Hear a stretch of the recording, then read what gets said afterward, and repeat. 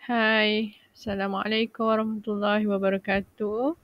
Hari ini saya nak memperkenalkan cara mudah untuk membuat resume ataupun nak buat poster, nak buat kad, business card. Okey, hari ni saya nak perkenalkan satu website iaitu canva.com. Canva ni dia macam-macam boleh buat. Buat logo ke apa ke tak kisah. Okey, macam di sini presentation, resume, logo, card, Instagram post, flyer, infografi, macam-macam lah kat sini. Memang berguna lah untuk kalau orang yang macam tak tahu macam mana nak guna Photoshop, tapi dengan Canva ni dia membantu. Okay, sebelum tu first thing senang je buka Google, lepas tu search canva.com. Lepas tu nanti dia akan keluar tu, dia suruh login ataupun sign in. Okay, kalau sign in tu maksudnya daftar untuk kali pertama. Jadi kalau macam yang guna laptop ni, kalau yang guna laptop dia dah masuk Gmail account dia, Google account, so dia terus login Google. So dia akan terus link masuk ke Canva. Ataupun nak guna Facebook, sign in pakai Facebook pun boleh. Tapi Canva ni sebaik-baiknya guna laptop lah kalau nak buat kerja ni, sebab dia memerlukan ruangan yang besar. Okay. Okay, hari ni saya nak tunjuk macam mana nak buat resume dengan mudah. So bila dah masuk login dekat dalam Canva, kita boleh pilih lah kat sini. Dia ada tulis presentation, resume. Okay, hari ni kita nak fokus pada resume. Okay, macam ni saya dah siap buka dah.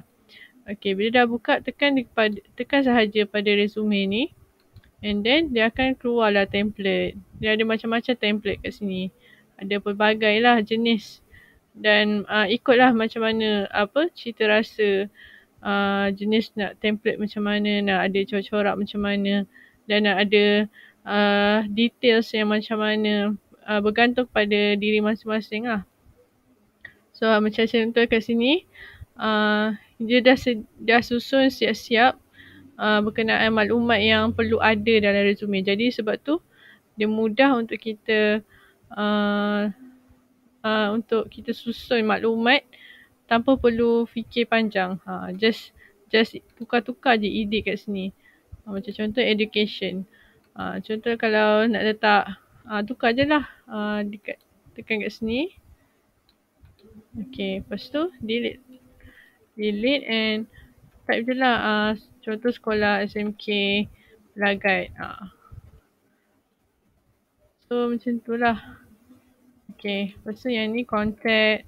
Dalam resume kan mesti kena ada professional skill. Yang ni kita bagi tahu macam mana cara untuk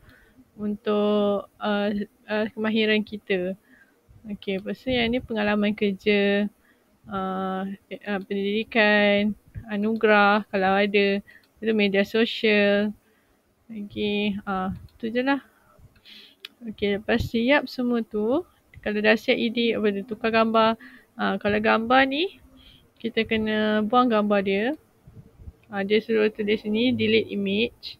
Delete image. Okay, nanti dia ada ruangan. So kalau kita nak upload gambar, kita tekan kat sini. Cara nak upload gambar. Okay, lepas tu upload lah media. So nanti tekan device. Yang ni kalau nak ambil gambar daripada laptop. Okay. So kita boleh pilih lah mana gambar yang kita nak letak untuk kita punya profile resume tu. Tak kisahlah macam mana, nanti pilih, nanti open, tu dia akan masuk.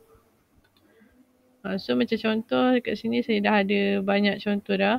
So pilih je lah yang mana-mana yang sesuai untuk gambar resume.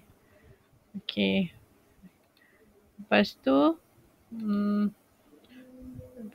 kita boleh, kalau dah siap semua tu, okay, kita boleh download terus. Sini, ini untuk button untuk download. Okay. Dia lambat sikit. Okay, yang ni kita dah pilih PDF. Tekan download sahaja. Nanti dia akan terus download. Okay. Bila dah siap download, bila dah siap download, kita bolehlah nak print ke apa ke. Senang je.